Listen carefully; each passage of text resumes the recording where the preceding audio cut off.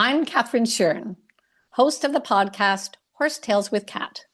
My guest today originally hails from Bethlehem, Pennsylvania, but now splits her time between Soho, New York, Mechanicsville, Virginia, and Ocala, Florida. Cullen Drescher is an amateur jumper rider aspiring to make it to the top levels of the sport, while simultaneously heading the business restructuring practice for Cooley LLP. She is living proof that if you work hard enough, dream enough, and are patient enough, that you really can make a thriving career, raise a child, and be a successful competitive jumper rider on the circuit. She is also joining a growing list of jumper riders that are hitting their stride at an age when athletes in other sports would be winding things down. Cullen, welcome to the show. Thanks for having me, Catherine. I love to start with, how did you come to the sport?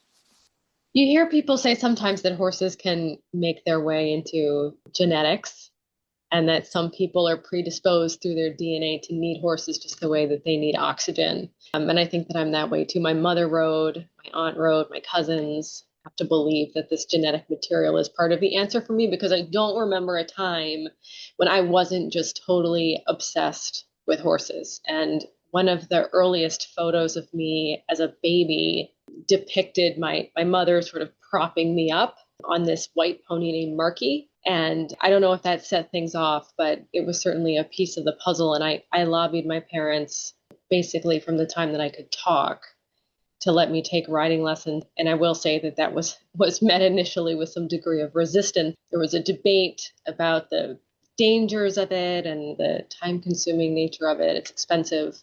But I never gave up that campaign. And I found a bit of an opening when we went with my family to visit my grandmother in Lynchburg, Virginia. She lived next door to this lovely woman whose name is Anne Hormel, who has become a great friend of mine. And so has her daughter and other members of her family. And Anne, at that time, was working in connection with a stable that was just a walk up the hill from my grandmother's house. And I would show up on Anne's doorstep begging her to take me up there to see the horses. And she gave me my very first riding lessons. And it was all done from there. I was hooked for life. So where did you continue your journey as far as learning and being inspired? So in kindergarten, I started taking lessons at a small farm in Bethlehem, Pennsylvania, where we live, that just happened to be down the street from my elementary school. And when I was, old enough to walk from school to the barn, I did that most days after school. And I made a lot of friends at the farm, and it sort of became a main feature of my life. And I leased a pony. Her name was Misbehavin'. That was her show name. And her barn name was Belle. And we did a lot of the local shows, and we just had a great time. And I learned so much until I got to the end of my 5th grade year when my family and I moved to Canada. And when we went to Canada, my father set about a little mission to find somewhere for me to ride. And I ended up finding a beautiful farm that was managed by Claudia Wagner Wilson. She was the trainer. And she gave me a lot of opportunities as a working student, and I learned a ton from her. I continued my riding education with her. And during that time in Canada is when I really got a view up close of what the A circuit was all about. We went to the shows at Palgrave and Collingwood, went to the Royal, and I got to see this whole world of what horse showing was at the top level in Canada at the time. And it was really quite an education and a memory that I cherish very much. When I came back to the United States, I began training with a gentleman whose name is Peter Vanderkollen. And people on the circuit might know him as Dutch Pete. He's also a great friend, and we remain in contact. And he continued my training until he went back to Europe. That was sort of an overview of my junior experience on horses. And so when you came back to the States, was that back to Bethlehem? Back to Bethlehem, yeah. My parents still live there. Oh, I love that. It's fascinating for me because I can relate to your exposure to the big A shows, because I was a working student when I was 16 at Ian Miller's farm just for the summer. And it opened my eyes to the whole A circuit that I'd never been exposed to before. And I, like you, was completely addicted and wanted to go that route. So I love that we share that in common. I also remember an experience in Canada when I was sitting on the floor of the living room in our house in Burlington, Ontario. And I don't know what was on TV, but I saw televised show jumping, I think for the first time. And I saw Ian Miller coming down an outside combination. And I was just like in awe of all of this. And I thought to myself, I hope that's me one day. That's very cool. And just also as a side note, when you mentioned Collingwood, I had Lauren Hayes on the show recently, and we were lamenting that Collingwood doesn't happen anymore because of the Grand Prix jackets that they used to give away for the champion. That's what everybody dreamed of winning, was those Grand Prix jackets. I was hoping Yeah, maybe somebody will bring that idea back to the horse show I world. hope so. I hope so. That would be great. So it sounds like you had some success as a junior. And then I'm not sure, were you doing the jumpers at that point, or were you strictly in the hunters? I was doing a lot of catch riding in a lot of different rings.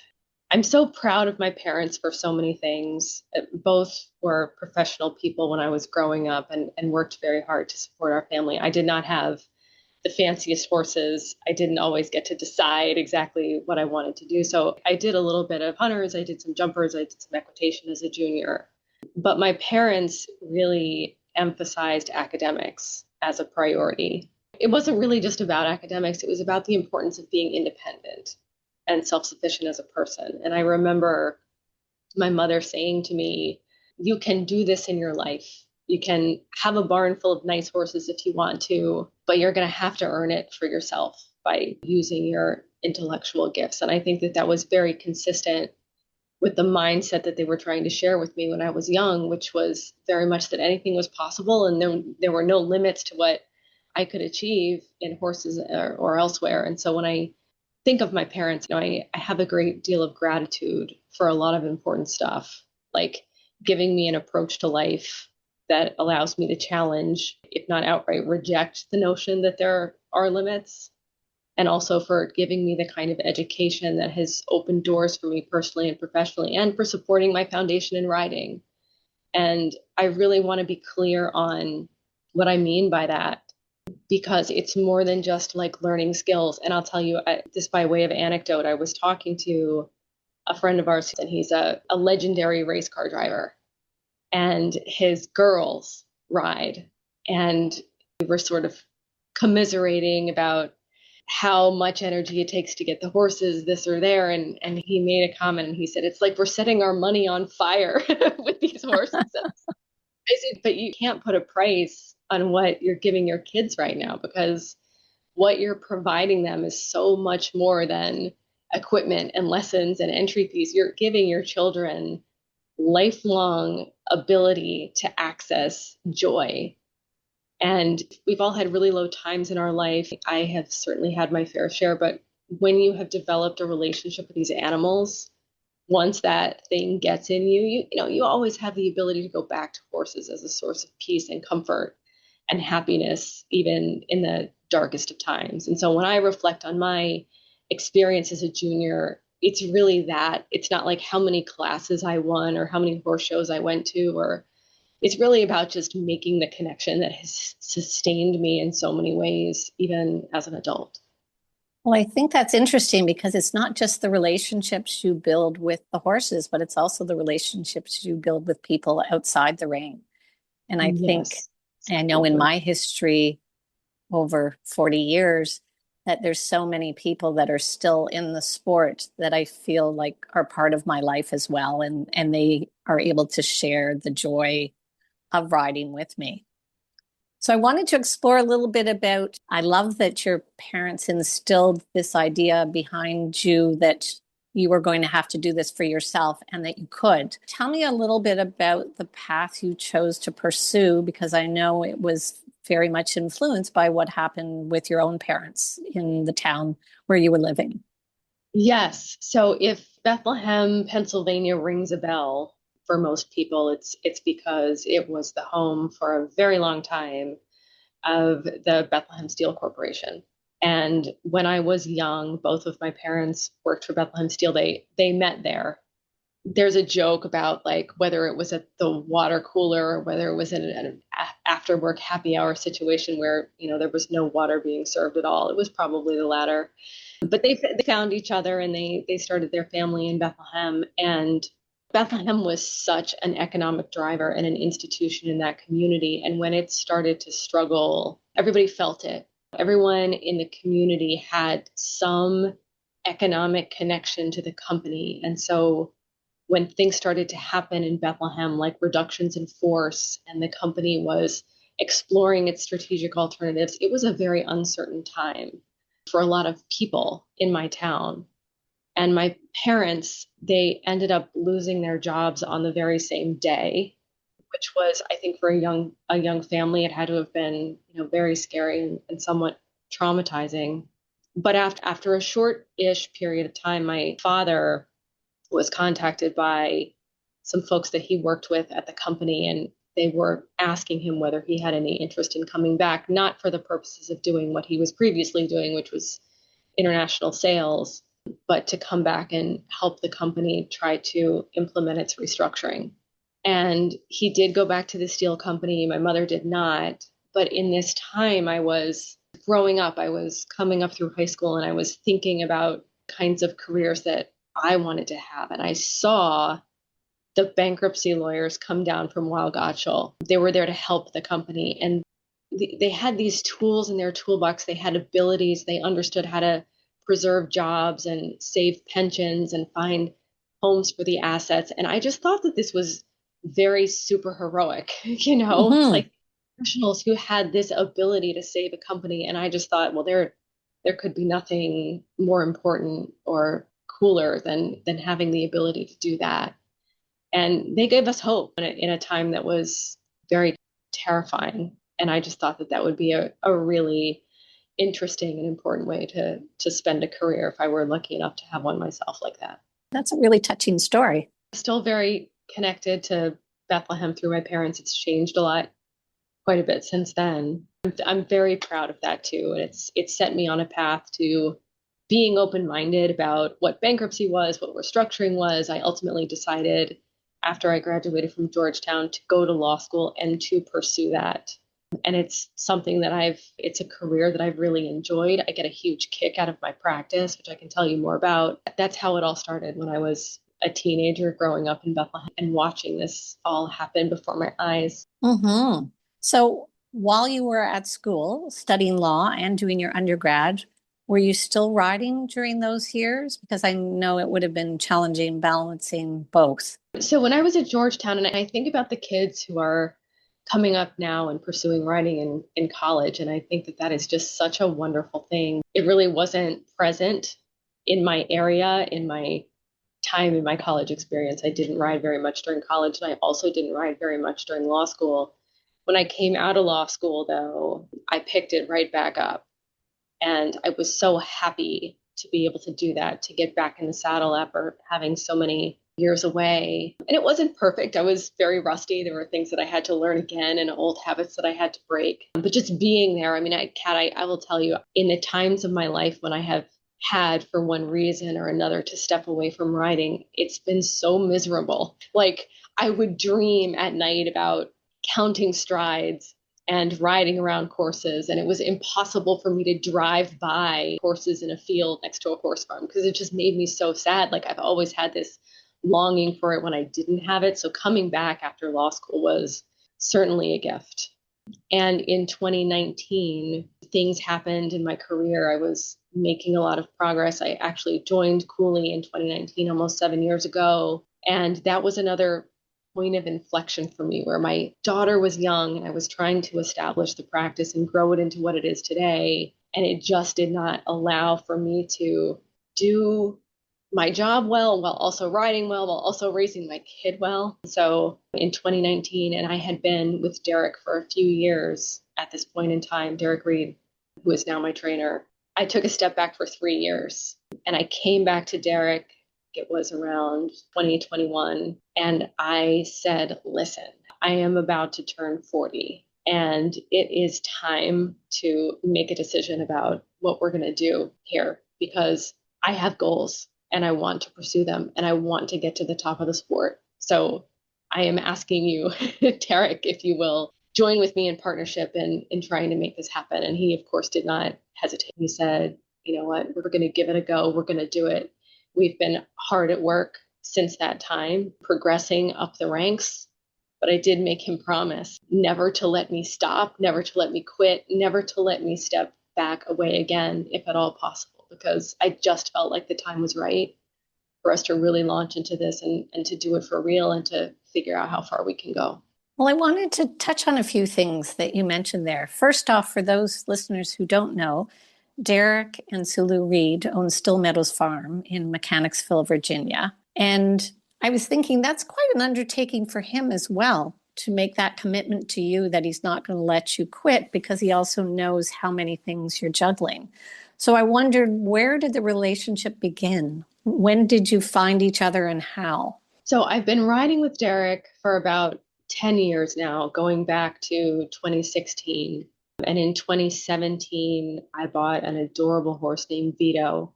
And we jumped around the lower level amateurs and did some horse showing in the Mid-Atlantic and also in Florida. And I immediately clicked with Derek. I was working on a case, actually a bankruptcy case at that time in Richmond, Virginia. That was the court where the case was taking place. And I was spending so much time in Richmond, and it was mostly during the week. It was mostly when I was working. My daughter was in Virginia Beach, at our home in Virginia Beach at the time, which is about a 2-hour commute. And I would kind of get stuck in Richmond during the week because we were working very long hours during the day. And I would just wonder to myself, what if I could just do some riding while I'm up here? And Derek and Sulu, I had seen at the horse shows. I got to know them a little bit, and I knew that they were not far away in Mechanicsville. And so I went to Derek and I said, hey, I'm here and I want to get into this. Will you please be my coach? And Derek has this way of communicating with me that has always felt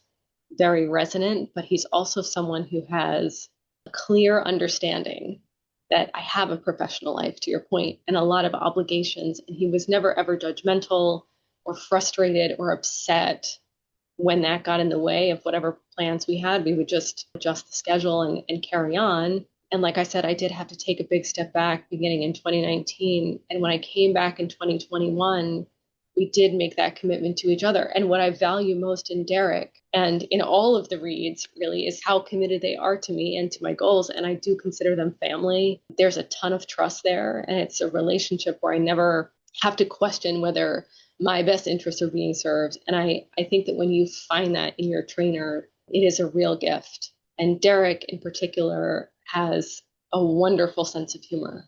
And I'll confess, lately I've had a couple of pretty rough weekends at WEC, and he has been unbelievably important in stabilizing me, because when I go in the ring and I feel like I don't do my best, or I mess up, or I just do something disappointing, most of all, I feel like I let him down, because he puts so much work into me and my horses and keeping everything moving. And it really weighs on me when I do something dumb in there. And he's been so good about saying, this is just part of the process. You know, we're going forward, not backward. I'm committed to making this successful. Everyone believes in you. Everyone believes you're going to be successful at this level and the next one and the next one after that. So let's just have some fun with this, because what we are going to do is just keep going.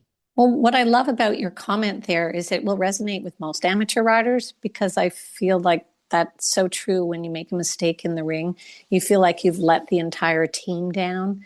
And so you take it on so much bigger than I almost think professionals do. So that was vulnerable of you to share. So thank you for that. I also wanted to say that I thought it was rather fitting that you ended up with Derek, because he originally hails from Canada. From what I can read, he was born in British Columbia, and then his family moved to the East Coast in New Brunswick before he headed south to the States. So I just thought how fitting, since you found that passion when you were in Canada, that you are now working with someone who is from Canada themselves. His wife, Sulu, too, has connections to Canada, and I believe that they met there.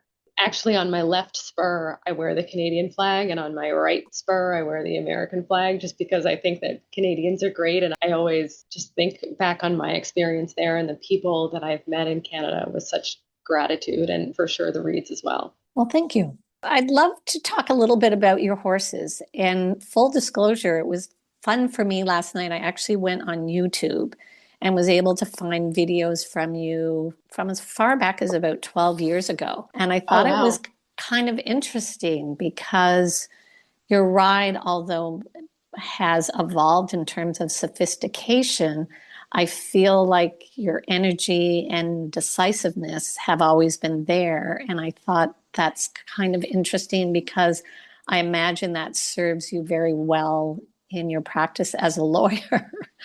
But it was just really fun, as I said, to watch. And I wondered before we move to the horses who your inspirations have been, because I have to say that you give me a little bit of a Margie Goldstein kind of vibe. And she's a little bit smaller than you, but not much. And she's a very strong rider, purposeful, and again, very decisive. So I just wondered, is she someone that you've ever channeled in the back of your mind?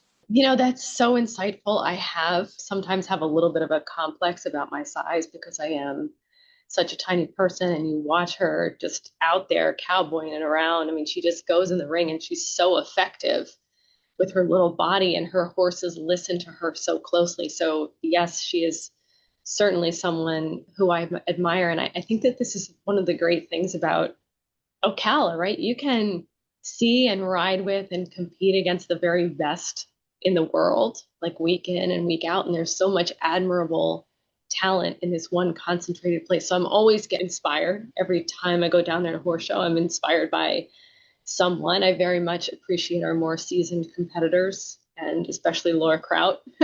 You can realize the most unbelievable goals in your 60s. And there are many examples of that longevity in show jumping. And it's something that's very motivating for me now as I turned 44 in December.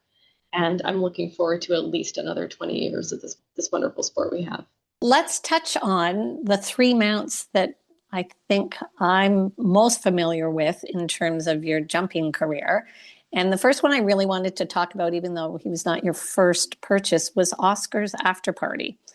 Just the Mhm. name alone was intriguing. So tell me a little bit about him. So I found Oscar a little bit by accident. I had a horse in Florida in Ocala in 2023 who colicked in the middle of the circuit. And we, I think, had loose plans to go horse shopping in Europe, but I really wanted to have something else in Ocala just for the purpose of practicing, because I don't get to ride during the week. And it's really, I think, essential to my training that I can get good rides, quality rides, as many as I can over the weekend time, especially in Florida. And Sulu had made a connection with Tracy Magnus, who's a great friend of ours, who had Oscar at her farm at the time. And I think she was pull him out and she'd go jump around the meter 20s. And he's just such a little eager horse. And I think that she was having a great time with him. I got on him to try him out, and I just fell in love with his attitude. Especially then, he was very young. I think he was 6 turning 7 when we bought him and I tried him. And his physicality was much different than it is now. I mean, he's grown up, he's matured into a real strong horse. But I just had the best time. I had the best time running around on him. And we had him vetted in March, right at the time where I was leaving Ocala to go to California to go to the Oscars. And I went to the Oscars because my law firm is involved with Elton John's AIDS Foundation and has been a very committed sponsor of that organization for a few years. And I went out to the Oscars because part of our sponsorship package includes a table. You get to go to Elton's after party and participate in a lot of really cool things around the Academy Awards. And I remember checking my email and I found out that it was all good. He passed his vet. Everything was lining up perfectly. And I sent out the wire from my bank account, from like the app on my phone. I sent the instructions to buy Oscar at that time. And so his name became Oscar's After Party. That's the Wow, genesis. what a fabulous story. I can't even imagine to be able to have that for the rest of your life. Just what a memory. I think he likes his name too. From what I to see online, you actually had tremendous success with him last year in the meter 30, meter 35. If I'm not mistaken, you were actually circuit champion. We're circuit champion of the meter 30 amateurs last year. We brought him back to Virginia when the circuit was over. We started doing some of the bigger classes. We took him into some of the little Grand Prix in Culpeper and Lexington, Virginia, and he's been learning about what that is as quickly as I have. We've really done it together, Oscar and I have great expectations and hopes for his future. He goes out there, he loves what he does, he hunts for the jumps, he anticipates them. He's so smart, he thinks so fast, and I am so excited to see where he goes in his career as a show jumper. And in your mind, do you think he could be a meter 50 horse? I think he could. He bounces around the meter 45. We did our first meter 45, the high amateur classics in Ocala, this circuit, and he is just jumping in great style with great form. His body is just working so well. He's got a ton of scope and a huge stride. So I think he has all of the makings of a real superstar at the meter 50 level, and I hope to get him there soon. Also, I wanted to touch on Jerry Butler, because I think was he your first horse, if I'm not mistaken, that's taking you from the smaller classes all the way up through the Grand Prix?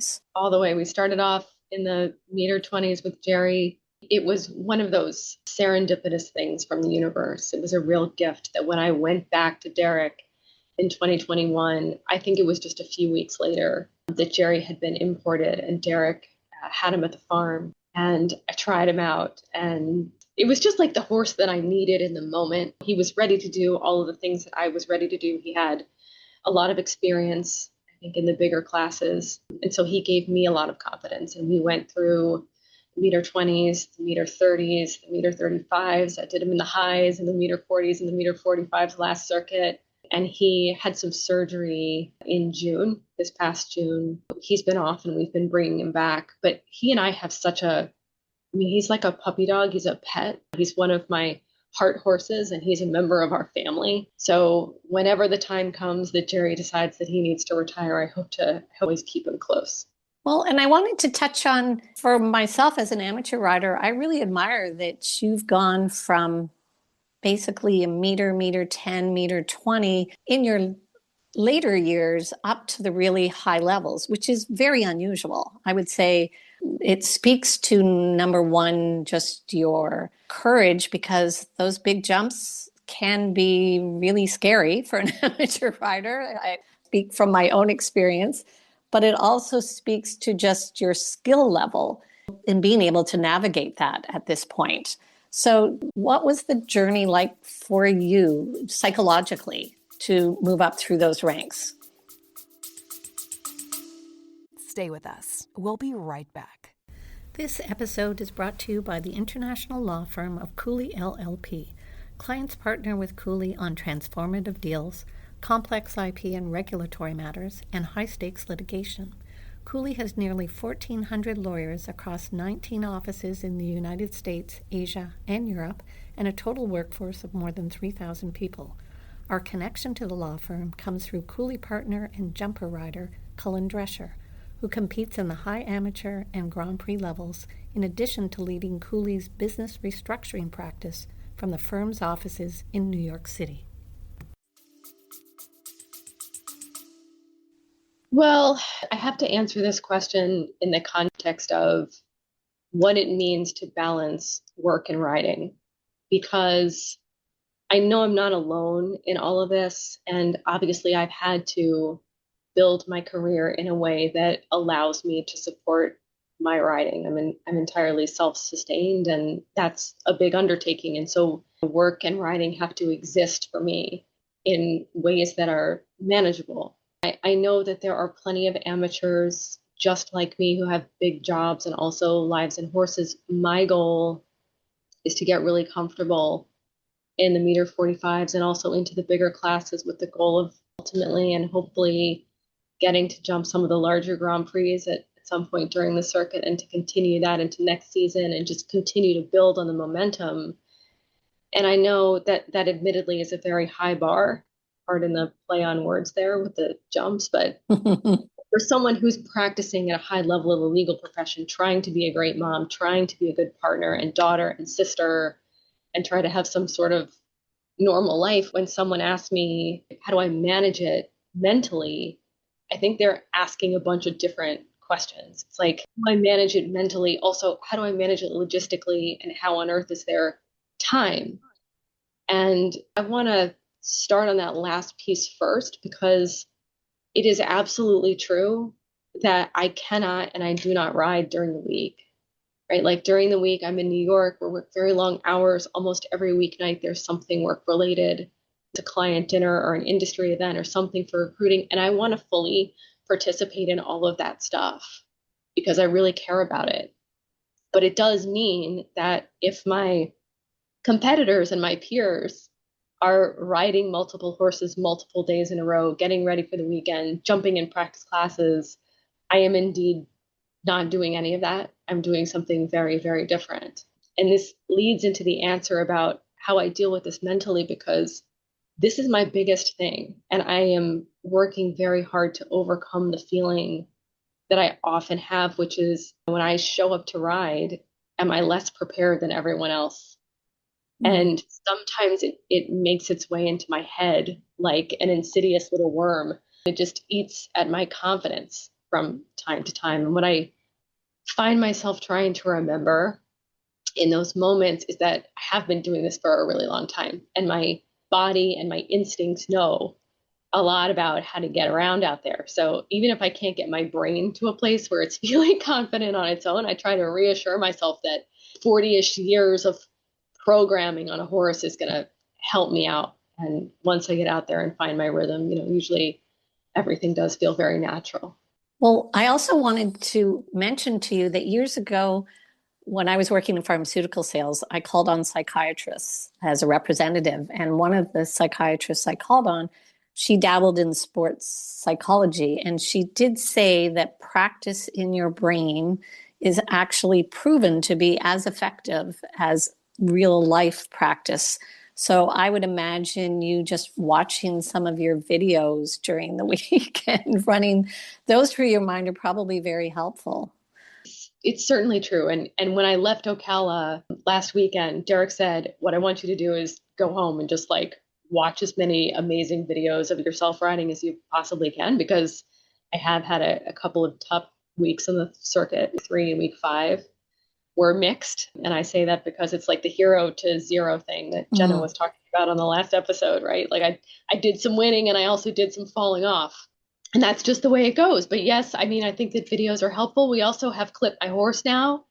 And my family is very indulgent of me putting the Grand Prix on whenever we're not in Florida, or watching classes during the week when we're not in Florida. Yes, it really does help to keep your brain engaged on what this is and how to do it. Physically, how do you maintain that fitness level between the weekends? Because even though you're not riding, I imagine you're probably having to do some kind of physical workout just to keep yourself strong. I do try to keep myself strong. I think it's one of the challenges of managing all of this logistically, because that happens through force of will. And so does maintaining the kind of physical strength that it takes to, muscle a 1,200-pound animal around these large tracks. But, the logistics is, I got to say, I don't know how else to express it. It's a lot of flying overnight. It's a lot of scheduling things around other things. And it's not having lazy weekends and sleeping in and going out with friends for brunch on Sunday, because that's just not part of this. And I don't even want to use the word sacrifice, because that's not the way that I think of it. It's not even a close call for me when I think about the amazing things that I get to do instead of all that. I get to share horses with my daughter and my family and my team, and I get to be out in nature in these beautiful places, and I get to compete in the sport. But there is a lot that goes into it that doesn't happen on course or at the barn or in the tack.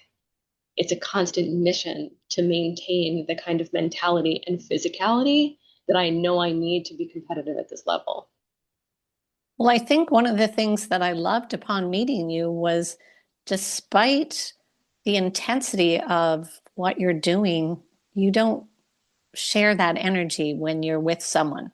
It feels like you're authentically present. And I really noticed that and picked up on that. And I wondered, how have you mastered that? Is it something that is just innately in you, or are you somebody that practiced meditation growing up? I was just very curious because I would say that that was an overwhelming vibe I got from you. Oh, that's such a compliment. I will say this. One of the things that has allowed me, I think, to be successful in my career and also successful in horses is something that people close to me find incredibly annoying at times. And that is when I am focused on something, if I'm reading an email, if I'm thinking about something, if I'm right, I cannot hear what's going on around me. I really block it all out. It happens in riding too. I go into the ring and I have Derek's comments and our plan in my head, and I play them in my head on course, and I cannot hear or see anything else that's happening around the ring. And so I think maybe what you were picking up on is me being focused of you to the exclusion of everything else going on around me. And Steve in particular, I mean, he has a lot to say about this topic because he is someone whose brain works in many directions, and he's like the ultimate multitasker. And I am just not. I focus on one thing and I focused on it really tightly. I think that's great. And now I'm quite honored that I had your focus during those times that we met.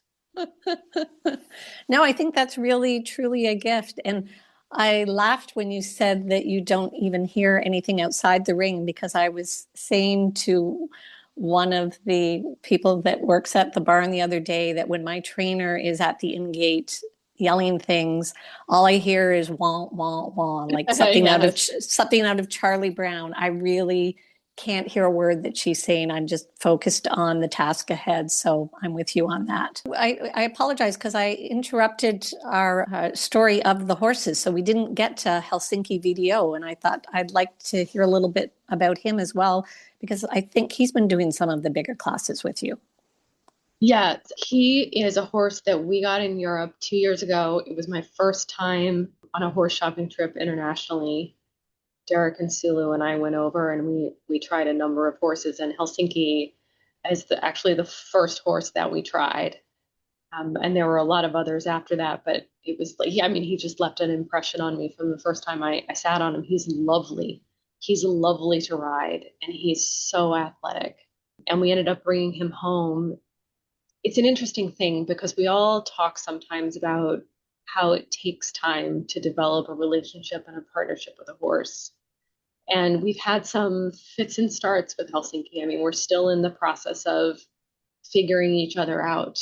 And I think it's all moving in the right direction. He's incredibly talented. He was jumping giant jumps in Europe. I know that this is going to work. We just need to figure out a way to communicate with each other and learn each other's signals and ways of being. And I was scrolling online in an airport a couple of days ago, and it was right after Lily Keenan had won a big class in Wellington with Faster. And she's been with Faster, I think, for 8 years now, and they've had a tremendous amount of success. I mean, she describes Faster as her heart horse, but she also was explaining what a struggle it was when they first got together as a pair. And she was saying it took him in a couple of really big classes early on, and I ended up, I think she said, I pancaked into a standard, like she fell off. And it reminded me of Helsinki because we too have been struggling somewhat. And I took him into the Prix de Pen National at Harrisburg in November. And same thing, like I don't know if I pancaked into a standard, but I pancaked into the wall. And so things didn't turn out exactly the way that we wanted. But I think the day before we had like won the meter 40 speed class or something like that. I mean, he had just done incredibly well.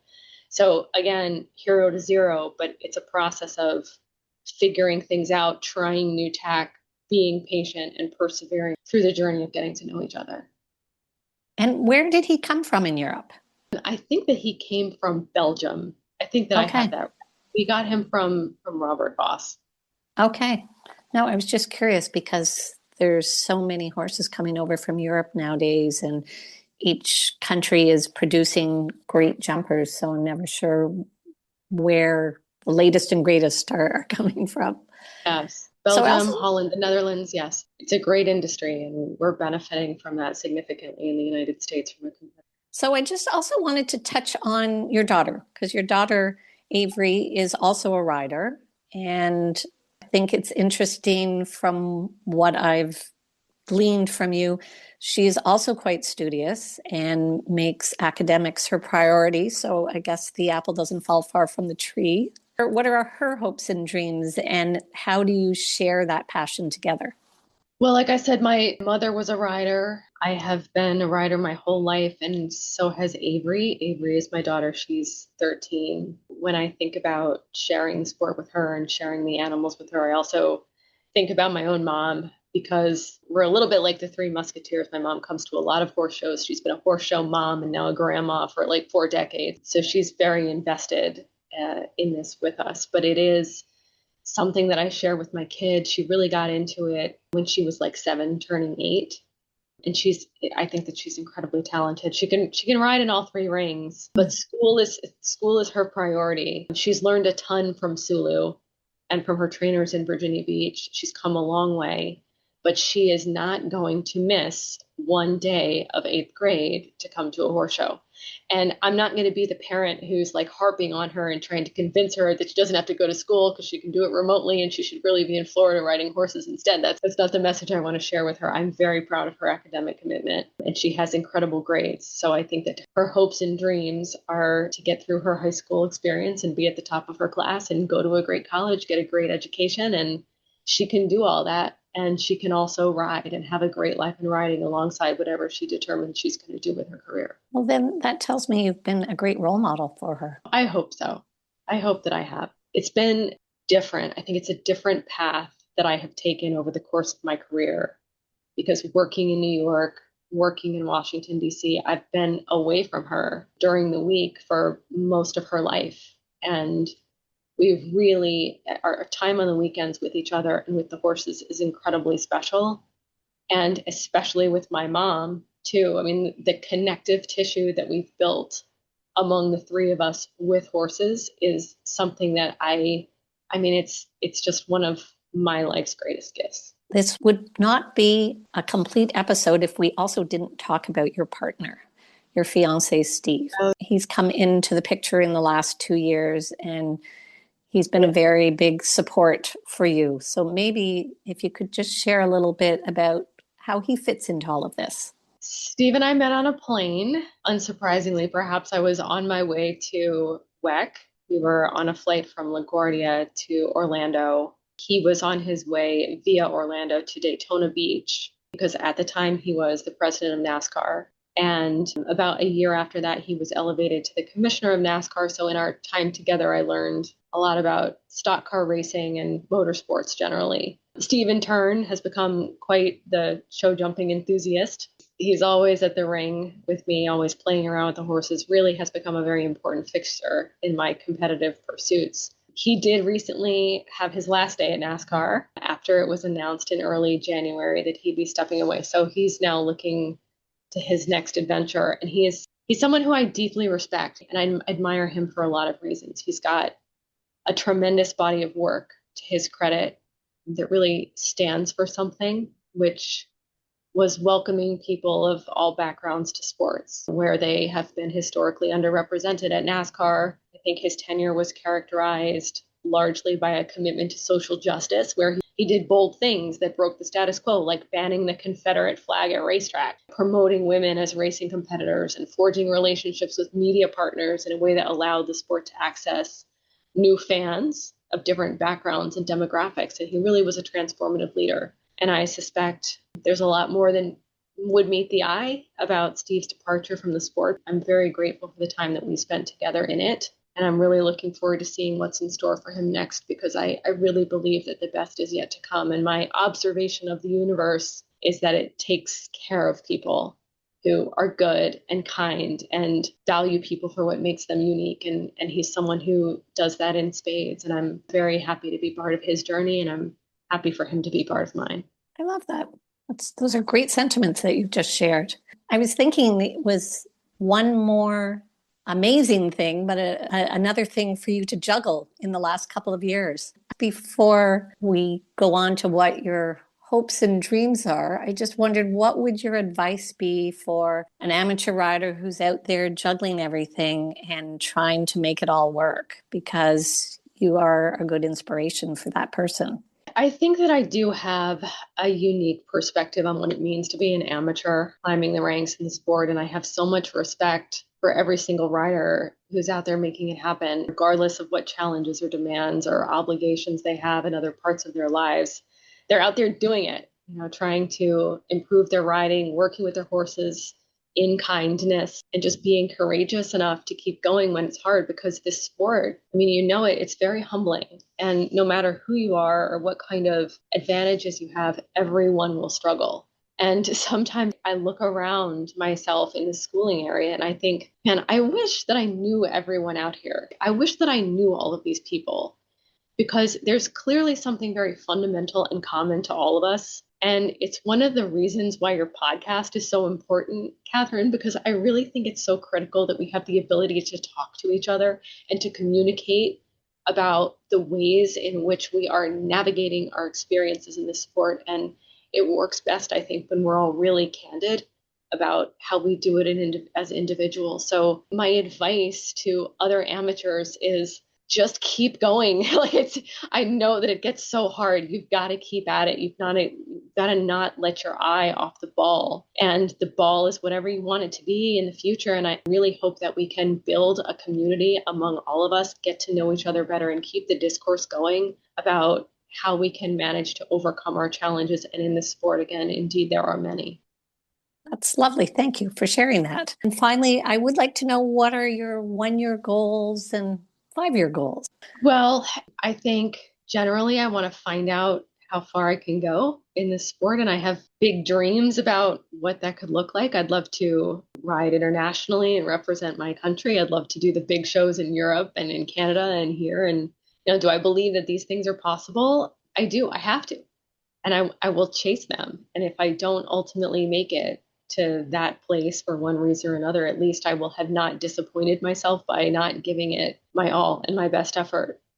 But most immediately, my goal is just to ride well, keep the horses healthy and happy, and to stay physically healthy enough to keep doing it. And to the extent that I can, I really would like to show other riders that it's possible to do this. And Catherine, I'm not talking about this broad notion of having it all, whatever that means. I'm talking about recognizing that life is big enough to hold all of the things that are most important. And for me, that means doing a good service to my profession and my sport and my family, and also being a good steward of the opportunities that I continue to have in horses and beyond.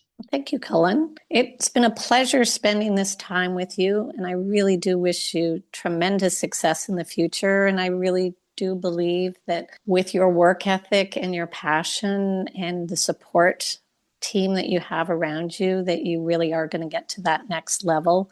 I will really enjoy celebrating it with you in the future, and we'll have you back on the show to share what it all felt like. I can't wait. Thank you so much for having me this time. And also thank you for the podcast. I really mean it. I think that you're doing a very valuable service to us all by getting people on the show and having people talk in a very candid way about their experience in horses. So thank you for all of that.